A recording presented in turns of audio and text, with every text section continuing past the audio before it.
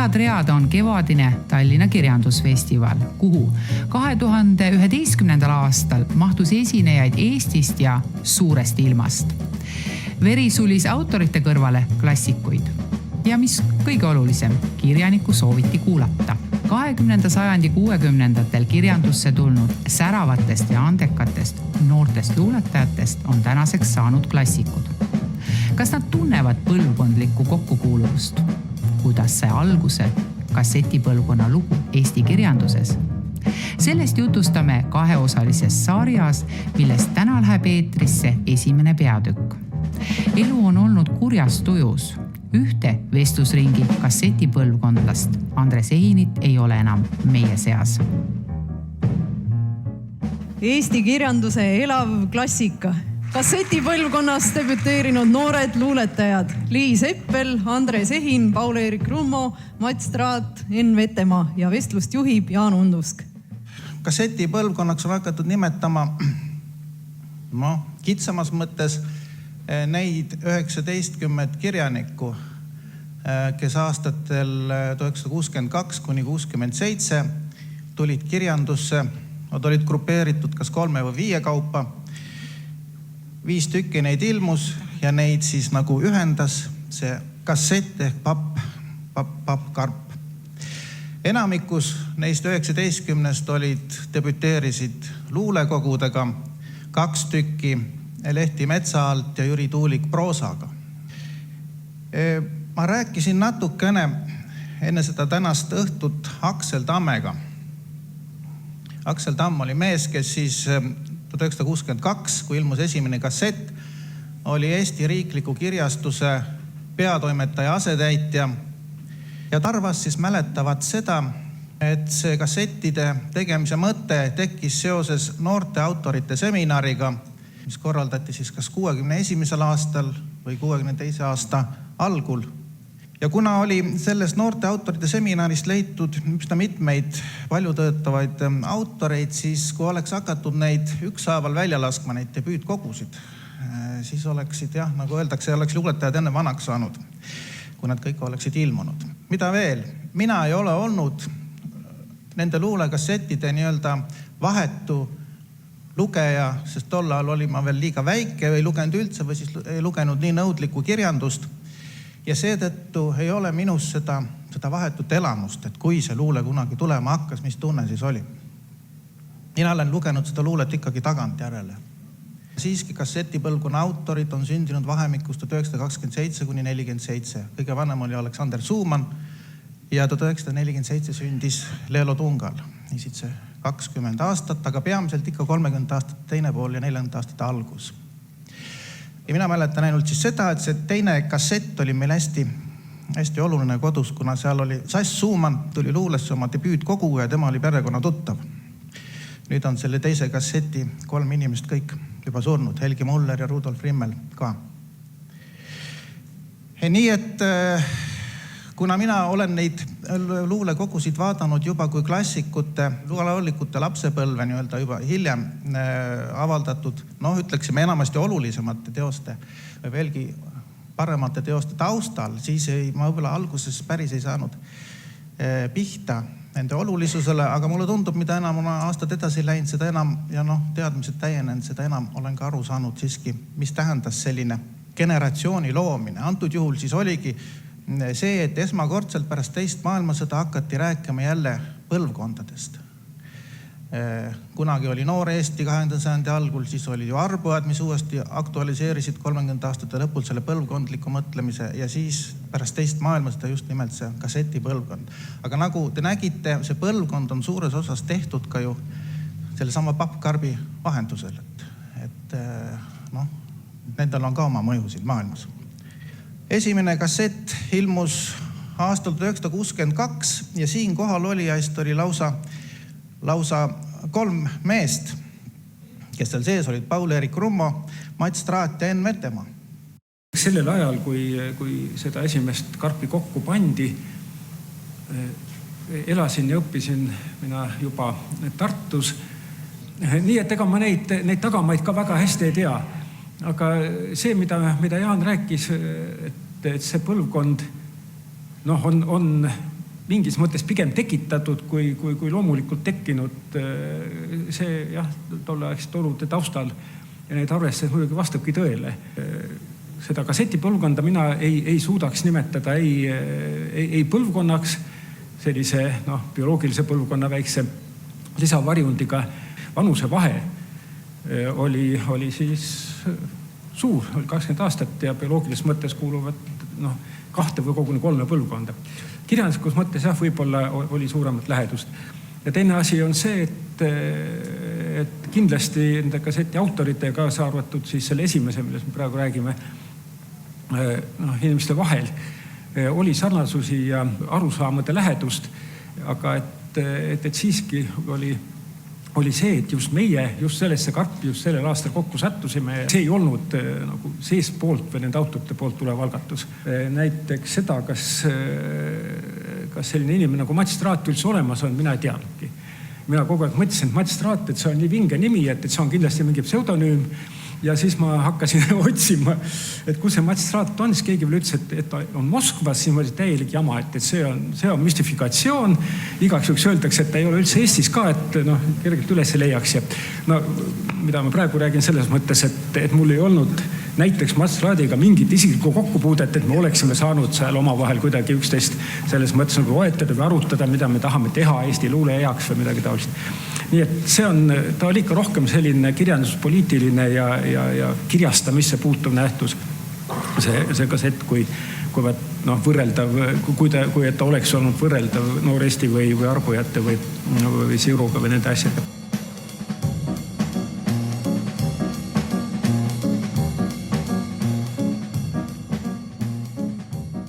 Ma loen siis ka ühe luuletuse ja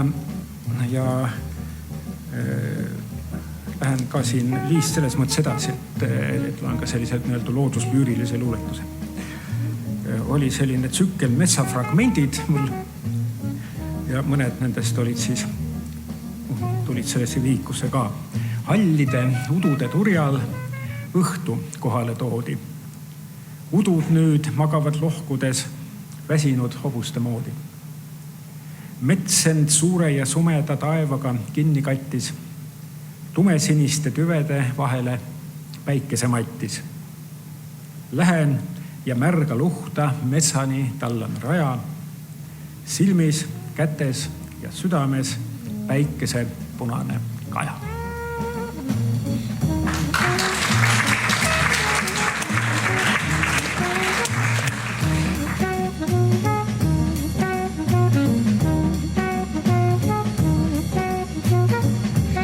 Vaadata nüüd seda esimest raamatut.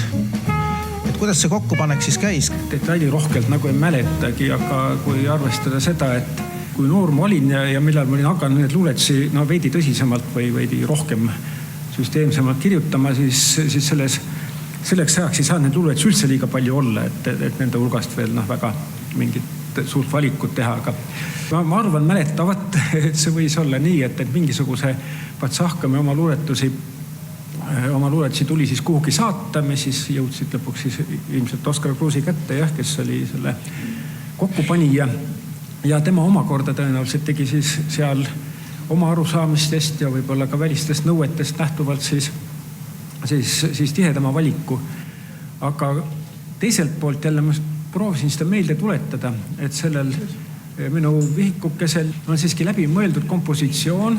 Vihik on väike, aga ta on jaotunud siiski seal 3 ossa või midagi taolist ja nendel on omad pealkirjad ja seal on oma teatud temaatilised osad või tsüklid ja teatud poeetika nähtused on seal ühes tsüklis ühtmoodi, teises teistmoodi. Printsiibis saama ka praegu aru, mis pärast see on just nõndamoodi kokku pandud, mis tähendab seda, et ilmselt ma pidin selle siiski ise tegema. Mats Traat, teie nime juba nimetati ka, et kuidas te siis seal Moskvast jõudsite sinna kasseti raamidesse? Teeksin väikese paranduse. Aksel Tamm kas ei mäleta või ajas segi. Kasseti mõte tuli Leedust. Leedulast läksid juba 1960. aastal välja esimese luulekasseti. Kuidas see mõte tuli? Aksel Tamm käis ju Kirjanike Liidu asju ajamas Moskvas ja Üleliiduline Kirjanike Liit suunas või sokutas neid vabariikidest tulnud kirjandusametnikke meie ühiselamusse. Meil oli suur ühiselamu, 7-korruseline maja Dobroljubovi tänaval. Ja seal jätkus ruumi nii mõnelegi. Aga ükskord Aksel Tamm, keda ma tundsin 61. aastast, ütles vastu tulles, et kuule, me võtame su kassetti. Ma ei saanud midagi aru, mis see tähendab esialgu ja täiesti üllatunud. Ja meeles on mul see siis, et ma koostasin selle kogu, öeldi, et 600 rida peab olema. Et üle pea kaela on ta koostatud, kuna ei olnud ju koostamise kogemust ja ei olnud ühtki toimetajat, kes sellega oleks tegelenud. Ja Oskar Kruus saatis mulle küll kirja, mul esialgu oli nimetuseks valitud Kaja, ütles, et see on Eesti-aegne potipõllumeeste ajalehe nimi, see küll ei lähe, see ei sobi mitte. Ja siis äkki turgatas mul päev ja ma leidsin niisuguse pealkirja nagu Kandilised laulud. Seda pealkirja ja selle maamehe luuletust on pärast ekspluateeritud väga palju erineval viisil, aga selline on ühe luuletuskogu saatus, sinna pole parata. Meelde on jäänud muidugi see veel, et kui nõuti Tallinnast fotot selle raamatu jaoks, siis ma olin haiglas Moskva 18. tuberkuloositõrje dispanseri statsionaaris ja peaarsti eriloaga lasti mind arvestustele ja eksamitele. Ja see oli ka mai lõpp, niimoodi umbes nagu praegune aeg, kui ma läksin linna. Ma läksin Tšehhovi tänaval fotograafi juurde, seal istus üks vanem mees, ütles, et milleks teil seda fotot tarvis on, kas passile või ma see ei. Kas tütarlapse saatmiseks, ma ütlesin ei. Et mul hoopis luuletuskogu jaoks vaja. Ütles ahah. Ja istuge sinna ja tõstke pea püsti. Ajage lõuge ette. Ja niisugune iseäralik pilt siis jäigi minust siia Kandiliste laulude kaanele. Jah, et pea püsti ja lõuge ette nagu Majakovski, see oli tema lemmik või midagi, ma ei tea.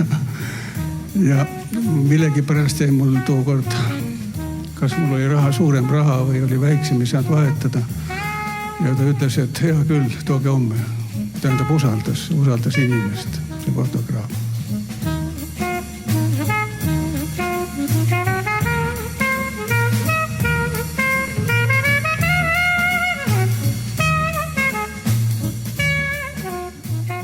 Siin kassetivihikus on ka üks Harala elulugu, mis on kirjutatud Tartu murdes.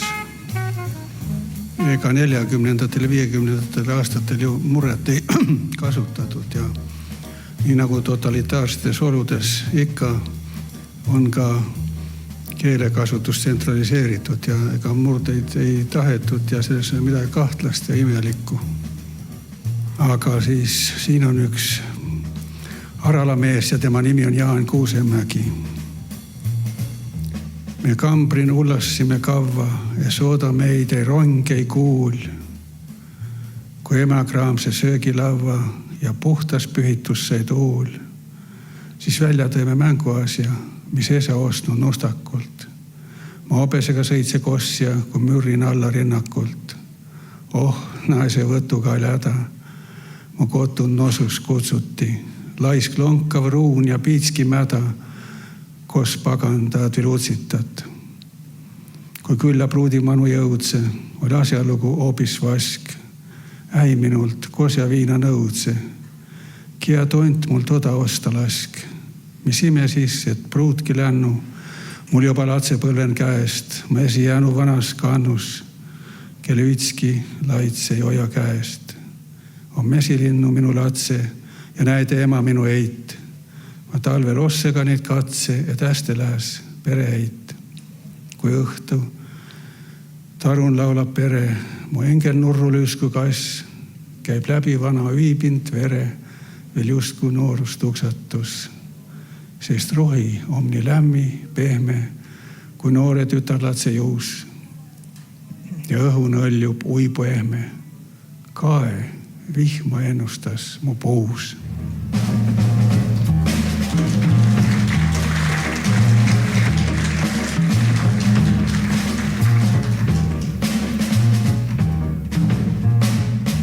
Minuni jõudis see kassett 6. novembril 1962.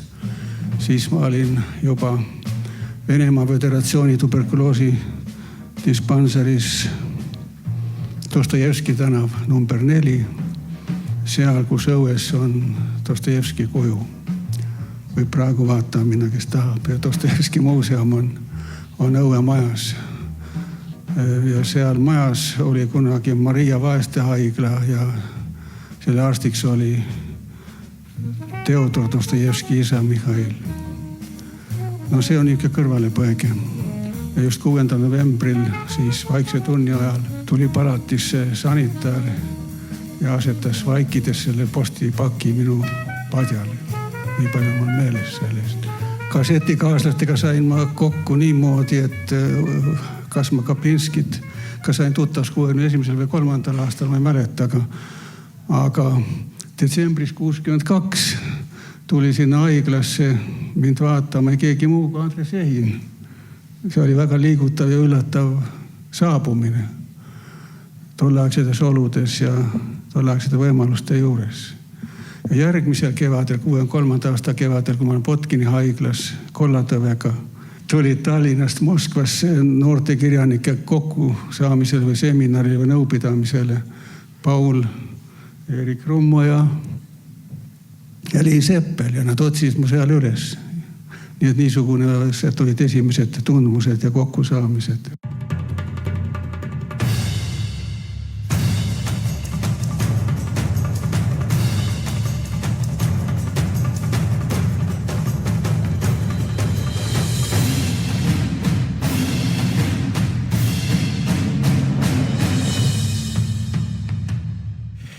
Jah, täna ei saanud siia tulla Hando Runnel ja Jaan Kaplinski. Miks ma seda ütlen? Kui jälgida nende kassettide arvustusi, siis oli väga hea, kui arvustajad leidsid nagu selle ühe kasseti sees mingisuguseid vastandlike tendentsidega autorid, kelle vahele nad said siis ehitada telje ja siis sel teljel vaadata ka teisi.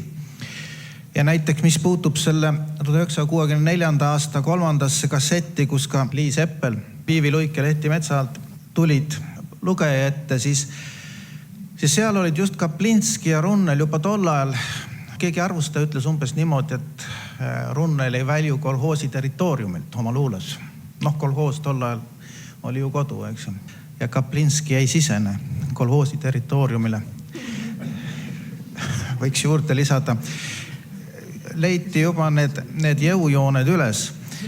Aga võiks öelda, et esimeses kassetis oli üheks selliseks kontrastide loojaks just Mats Traadi ja Enn Vetemaa, nagu mingisugune selline, ma ei ütleks, et vastandamine, aga ja Enn Vetemaa, kui teis igas ühes oli mingeid nagu kui me proovime avastada selliseid protestihoiakuid, siis sinu protestihoiakuks oli vist see kergus või kerglus või kergemeelsus ja selline pariislikkus ja vemmalvärslikkus, milles siis nähti teatavad vastukaalu Mats Traadi hästi tõsistele luuletustele. Mats Traadi luulekogu ilmselt selliseks keskmeks olid vist Harala elulood, nagu minule on jäänud kõige paremini meelde juba tollal. Aga Enn Vetemaa. Tekkis niisugune paralleelide tõmbamine. Ma mäletan, üks esimesi oli Jaan Kross, kes ütles, et kui Paul Eerik on viiul, siis Vetemaa on saksofon. Mõlemad on minu kenad pildid. Teet Kallas rääkis minule niisuguse asja, mida tema oli kuulnud. Et tema oli kuulnud, et Andreesen ja Viiding olid trepi peal rääkinud, et vaata nüüd hoolega saali.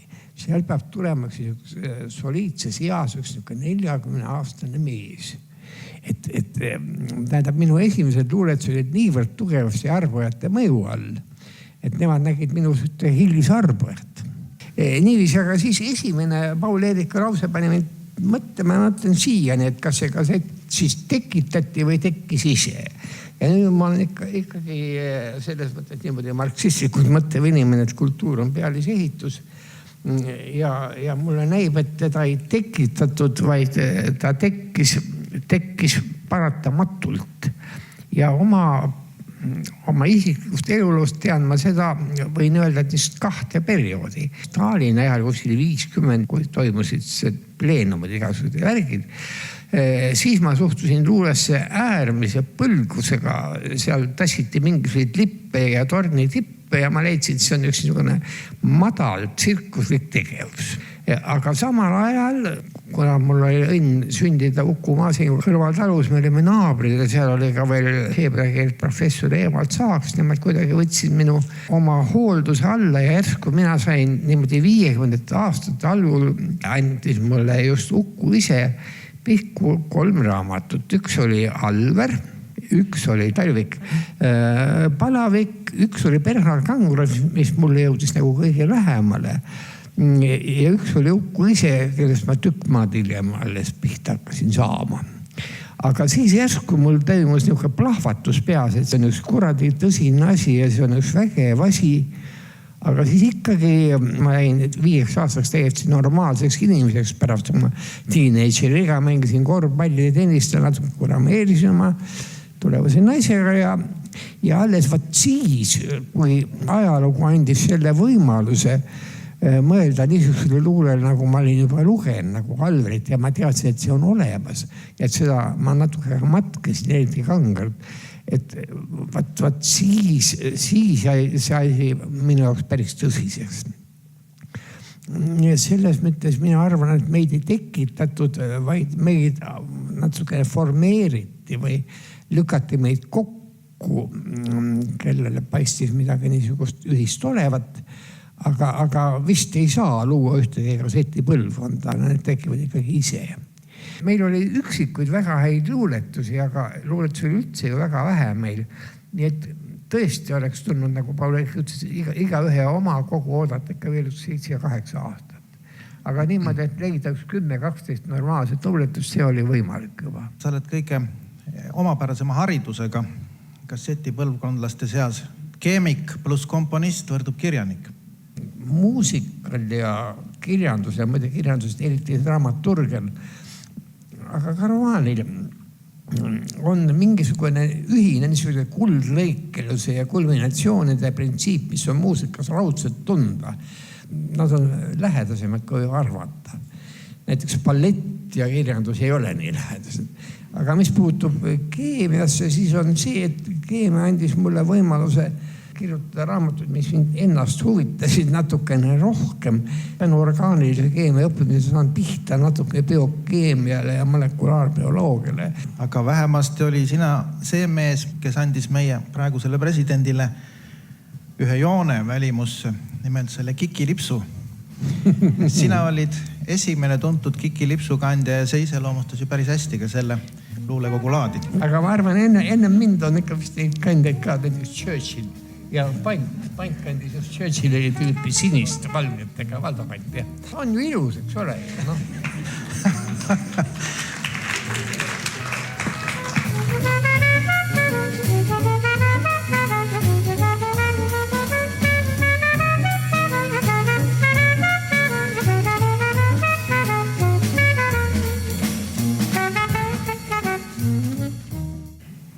Enne ööd tuul ratsutab märgadest leppadest üle, teel vihaselt vemblaga vihub. Siis väsinult kõrgete mändides üles, kui laps pärast nuttu veel tihub. Märg tüvede värvi peos seelikusaba, seal eideke hääletult tuleb. Tal mannergus teeäärsest mustikarabast on läikivad tumedad tuled. 50 aastat tagasi, aga mul on see eideke silma ees.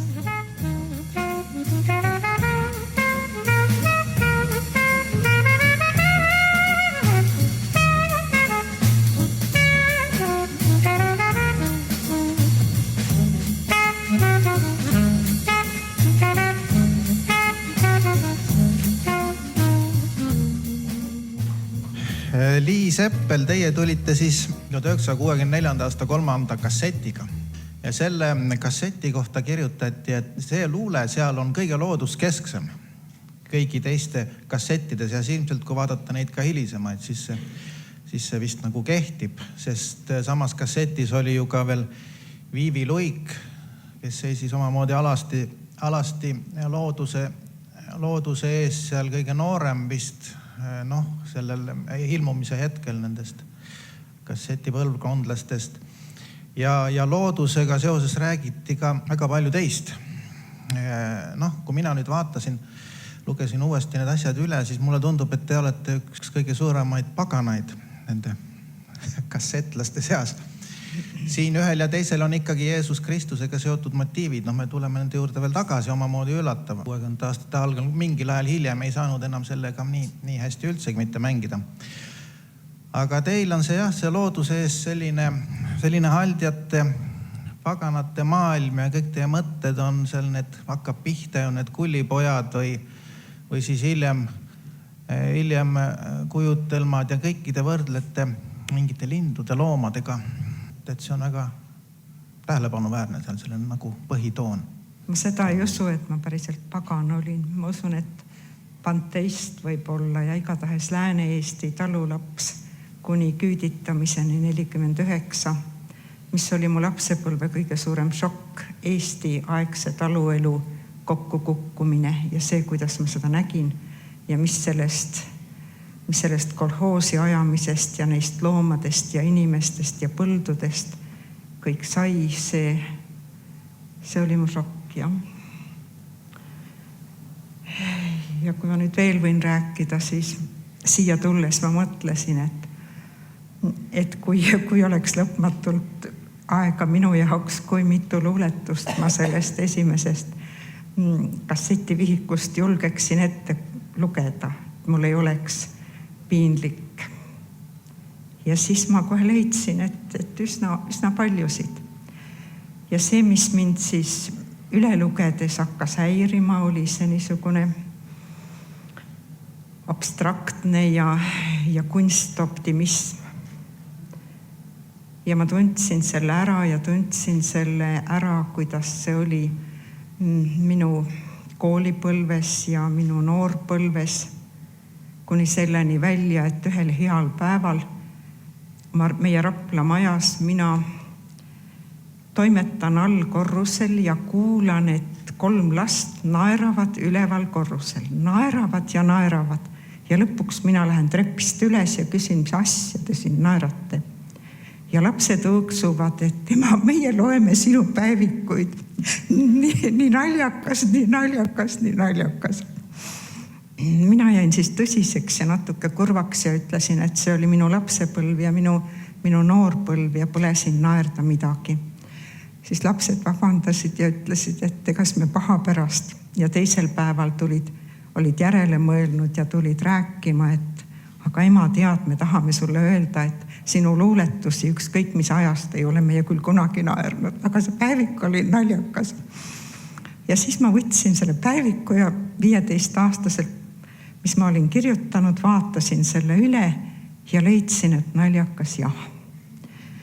Ja leidsin, et naljakas, kuna mingisugune etteantud optimism, etteantud niisugune mitte lastepärane see, et ma nagu pidin mõistma või pidin aru saama paljudest asjadest, mida ma ei saanud või pidin vastavalt käituma, see kriibib mind ja see teeb mulle ka haiget, aga häbi ei tee. Nii palju ma tahtsin öelda.